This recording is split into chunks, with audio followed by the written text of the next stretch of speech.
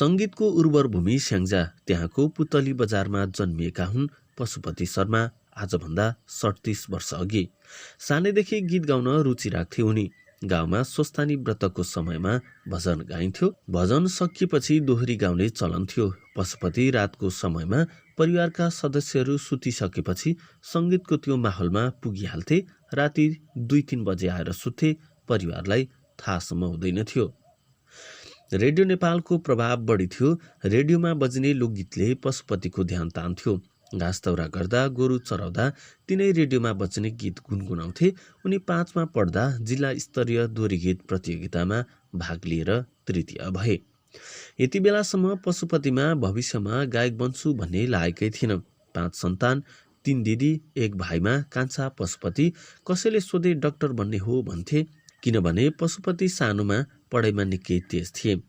समाजको अहिलेको धारणा छ पढ्ने मान्छे डाक्टर, इन्जिनियर, पाइलट बन्नुपर्छ, सरकारी जागिर खानुपर्छ। उनमा पनि त्यो सोचाउनु स्वाभाविक नै थियो। पशुपतिका दाइ पनि पढाइमा निकै तेज थिए। दाजुभाइ नै भन्थे हामी डाक्टर बन्ने हो। तर समयसँगै पशुपतिको सोच फेरियो। कक्षा 7 मा पढ्दै गर्दा पशुपतिमा डाक्टर होइन गायक बन्ने अतृप्त चाहना पलाउन थाल्यो। पशुपतिका कान्छा मामा रेडियो नेपाल क्षेत्रीय प्रसारण केन्द्र पोखरामा कार्यरत थिए। पशुपति बेला मौकामा मामासँग रेडियो नेपाल पुग्थे। त्यहाँ गायक पुरुषोत्तम न्यौपाने पनि कार्यरत थिए। रेडियोतिर जान पाइने, कलाकार देख्न पाइने भएकाले पशुपतिलाई गायक बन्ने चाहना बढ्दै गएको थियो। रेडियोमा देउराली भन्ने साङ्गीतिक कार्यक्रम प्रसारण हुन्थ्यो, जसमा जो कोही सहभागी भएर गीत गाउन सक्थे। तर पशुपतिले मामासँग आफ्नो रहर भन्न सक्दैनथे। एसएलसी दिएपछि पोखरा नै बसेर पढ्ने इच्छा व्यक्त गरेका थिए पशुपतिले। त्यहाँ बसेपछि मामालाई भनेर रेडियोमा गीत गाउन पाइन्छ भन्ने उनलाई लागेको थियो। तर परिवारको इच्छा थियो ठुलो छोरालाई डाक्टर, कान्छो छोरालाई इन्जिनियर वा सरकारी चाकरी बनाउने। त्यसैले परिवारको इच्छा अनुसार पशुपति एसएलसी पछि दाइसँग बसेर पढ्न काठमाडौँ आए। एसएलसी सकेपछि पशुपतिले 2056 सालमा काठमाडौँ आएका थिए। दाइसँगै बसेर पढाइलाई अगाडि बढाए। पशुपतिले दाइका अगाडि रहर गुम्स्याएर पढाइमै ध्यान केन्द्रित गरे। 2 वर्षपछि दाइ एमबिबिएसमा नाम निकालेर काठमाडौँ बाहिर लागे। पशुपतिलाई लाग्यो अब त म एक्लै भए, अब चाहिँ गायक बन्न कसले रोक्छ।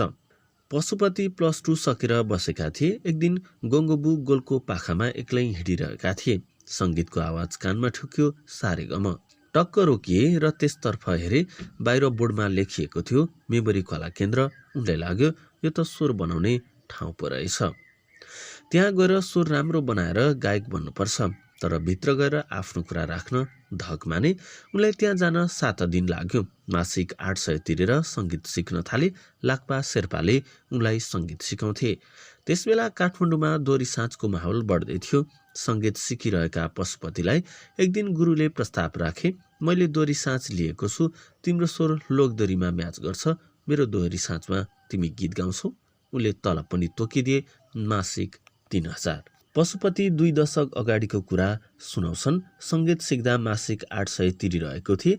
दोहोरी साँझबाट 3000 आउने भयो। मेरो त बचत हुने भयो। म एकदमै खुसी भएर दोहोरी साँझमा काम सुरु गरे। ठमेल त्रिवेणी दोहोरी साँझमा पशुपतिले दोहोरी गाउन सुरु गरे। पशुपति भन्छन् त्यहाँबाट मेरो सङ्घर्ष सुरु भयो। त्यहाँ गएपछि मैले दोहोरी कसरी गाउने भन्ने कुरा सिक्न थाले। आफूलाई निखार्दै अगाडि बढाए। पशुपतिको आवाजमा दोहोरी साँझ घन्कन थाल्यो। दोहोरीमा उनले 3 महिना काम गरे। त्यसैबीच पशुपतिको पहिलो एल्बम स्याङ्जा माथि वन सार्वजनिक भयो। पशुपतिलाई स्टुडियोमा सहज गीत गाउँछु भन्ने लागेको थियो। तर उनलाई पहिलो गीत रेकर्ड गराउन 12 दिन लाग्यो। खतरा गाउँछु भनेर स्टुडियो गए। सुर नै बसेन भन्नुहुन्छ। आज गए त्यही भन्नुहुन्छ, भोलि गए त्यही भन्नुहुन्छ। दिनदिनै जाँदै सिक्दै फर्कँदै गरे। 12 दिनपछि फाइनल रेकर्ड भयो। उनी स्मरण गर्छन्, उनको गीत केही रेडियोमा बज्यो तर राम्रो चर्चा पाएन।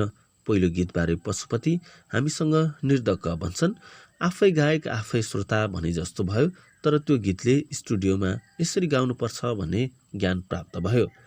चाबिलमा रहेको सप्तकोशी दोहोरी साँझ पुगे। त्यहाँ गएपछि धेरै कलाकारहरूसँग उनको भेट भयो। पशुपति शर्माको प्रत्यक्ष दोहोरीतर्फ लगाव बढ्दै गइरहेको थियो। पहिलो एल्बम ल्याइसकेका थिए, दोहोरी साँचमा पनि गाइरहेका थिए, तर छोरोले गाउँदैछ भन्ने परिवारलाई थाहा थिएन। एक दिन गाउँबाट बुवा काठमाडौँ आए। सोही दिन भृकुटी मण्डपमा राष्ट्रिय दोहोरी प्रतियोगिताको फाइनल थियो। बुवालाई भनेर जाउँ भने गाली खाइने डर, कोठाबाट फुत्किन पशुपतिलाई गाह्रो भयो।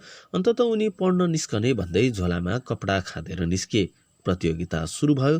फाइनल भएकाले मानिसहरूको बाक्लो भिड थियो। पशुपतिको गीत गाउने पालो आए। उनले गीत गाउन सुरु गरे। यसो दर्शक दीर्घमा आँखा डुलाए। पछाडिपट्टि त बुवाले ताली बजाइरहेको रहेछ। छोरो बाहिर निस्केपछि बुवा पनि घुम्न निस्किएका रहेछन्। उनी घुम्दै भृकुटी मण्डपमा पुगेका रहेछन्। 62 टिम सहभागी प्रतियोगितामा पशुपति दोस्रा भए। 75,000 रुपियाँ नगद पनि पुरस्कार पाए। पुरस्कार त पाए, तर पशुपतिमा डर थियो। अब बुवाले के भन्नुहुन्छ होला भनेर। उहाँले त केही भन्नु भएन, तर घर फर्किएपछि मम्मीलाई भन्नुभयो होला। त्यसपछि दाई मम्मीले यो बिग्रिने भयो, गीत नगाइदिए हुन्थ्यो, पढाइमा केन्द्रित भयो हुन्थ्यो भन्न थाल्नुभयो। पशुपति भन्छन्। तर पशुपतिले परिवारको कुरा सुनेनन्। नगरकोट दोहोरी साँझ ठमेल, घामबेसी दोहोरी साँझ, गण्डकी दोहोरी साँझ लगायतका दोहोरी साँझमा गएर गीत गाउन थाले। प्रत्यक्ष दोहोरी प्रतियोगिताहरूमा पनि उनी निरन्तर सहभागी भए। सँगैका साथीहरू पढाइमा अगाडि बढिसके। आफूभन्दा कम ब्याचका साथीहरूले भेटाइसके। पशुपतिलाई पिर लाग्न थाल्यो। दोहोरी साँझ छोडे अनि स्नातक तेस्रो वर्षमा पढ्दै गरेका पशुपति पुनः पहिलो वर्षमा भर्ना भए र पढाइमा केन्द्रित हुन थाले। परिवारको इच्छा थियो छोराले सरकारी जागिर खाओस्। त्यही इच्छाको खातिर उनले लोकसेवाको तयारी गरे, परीक्षा दिए, तर सफल भएनन्। सोही क्रममा उनका समकालीन साथीहरू रामजी खाड, युवराज आचार्य, रमेशराज भट्टराई लगायतका गीतहरू टेलिभिजनमा बज्न थाले। उनीहरूका गीतहरूले चर्चा कमाउँदै थिए। उनी आफू पछाडि परे जस्तो लाग्यो। उनलाई आफ्ना गीत टेलिभिजनमा हेर्ने चाहना बढ्यो। त्यसपछि पढाइमा असर नपर्ने गरी गीत गाउने सोच बनाए। प्रत्यक्ष दोहोरीमा माहिर पशुपतिले आफै गीत तयार गरे। राधिका हमाल र आफूले गाए। तीजको गीत टलक्कै ना टल्क्यो। यो 2065 सालको कुरा हो। गीतले राम्रो चर्चा पायो। पशुपतिलाई लाग्यो गीत सङ्गीतमा केही गर्न सक्छु कि। अर्को वर्ष तीजमा सबै लगानी हुने गरी आशिष म्युजिक प्रालीबाट अफर आयो, एउटा गीत गरौँ भनेर। लगानी आफूले गर्नु नपर्ने भएपछि पशुपतिले अर्को गीत बनाए। अचम्मै राम्रो नाच्छ मोरीले भिडियोसहित गीत सार्वजनिक भयो। यो गीतले पनि राम्रो चर्चा आर्जन गर्यो। फेरि आशिष म्युजिकबाट बल्ल पो पिर पर्न थाल्यो। बोलको गीत ल्याए। त्यो गीत पनि चल्यो। क्रमशः अरू गीतहरू पनि चल्न थाले। लगातार तीज गीत गाउन थालेपछि पशुपतिको अगाडि ट्याग लाग्न थाल्यो। त्यो के भने तीजे गाए। अब पशुपतिलाई त्यो ट्याग मेटाउनु थियो। त्यसैले तीजबाट बाहिर हट्न क्याम्पस पढ्न आउने एउटा आत्मा छ गीत ल्याए। यी दुवै गीतले राम्रो चर्चा पायो। मेला महोत्सव, स्टेज कार्यक्रमहरूमा उनको माग हुन थाल्यो। पशुपति सम्झन्छन्, फाटफुट कार्यक्रमहरूमा हिँडिरहेको थिए। क्याम्पस पढ्न आउने आएपछि त धेरै ठाउँबाट बोलाउन थाल्नुभयो।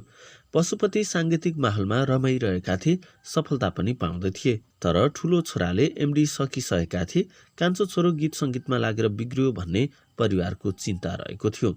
गायनमा लागेर भविष्य सुनिश्चित हुँदैन भन्ने परिवारको मत थियो।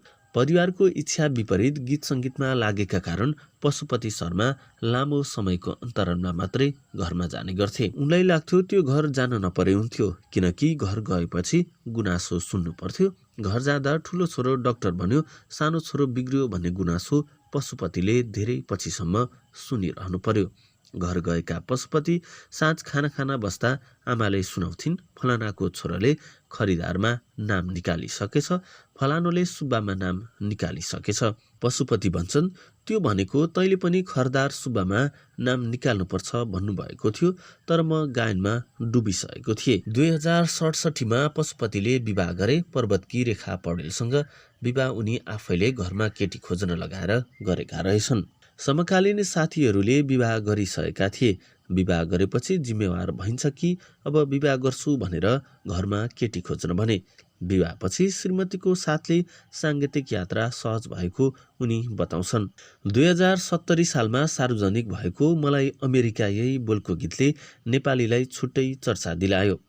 विदेशमा होइन स्वदेशमै श्रम र सिप प्रयोग गरौँ भन्ने आशय रहेको उक्त गीतलाई स्वदेश तथा विदेशमा बस्ने श्रोता दर्शकहरूले निकै रुचाए। यो गीत मार्फत पशुपतिले पुरस्कार समेत पाए। यता यो गीत आएपछि उनीप्रति परिवारको गुनासो पनि हटेर गयो। उनी भन्छन्, यो गीत आएपछि भने परिवार पनि खुसी हुनुभयो। अब छोराले गीत सङ्गीतबाट राम्ररी जीवन चलाउला भन्ने सोच्नुभयो। यसपछि पशुपतिका एकपछि अर्को गीतले राम्रो चर्चा कमाउँदै गयो। झमझम दर्कियो पानी, क्रिकेट खेल्न जाम, ढाड दुखेर मार्यो लगायतका गीत पनि निकै चलेका थिए। 2 वर्ष अघि सार्वजनिक लुट नसके लुटले त तरङ्गै ल्याइदिएको थियो। त्यसपछिका गीत पनि राम्रो चले। हालसम्म आउँदा पशुपतिले 200 भन्दा बढी गीतमा स्वर भरिसकेका छन्। तीमध्ये दर्जनौं गीतले श्रोता दर्शकको मन जितिसकेको छ। उनले अरूका गीत भने कमै मात्रामा गाएका छन्। पशुपति विगतदेखि नै आफूले फरक प्याटर्नका गीतहरू गाउँदै आएको बताउँछन्। अरूले भन्दा फरक गर्दा आफूलाई श्रोता दर्शकले रुचाएको उनको भनाइरहेको छ। पशुपति शर्मा भन्छन्, मलाई धेरै चर्चा चाहिएकै छैन। म आफ्नै बाटोमा लुरु लुरु हिँड्छु। यस क्षेत्रमा म छु है भन्ने पारिरहनु पर्यो। पशुपति शर्मा भन्छन्, मलाई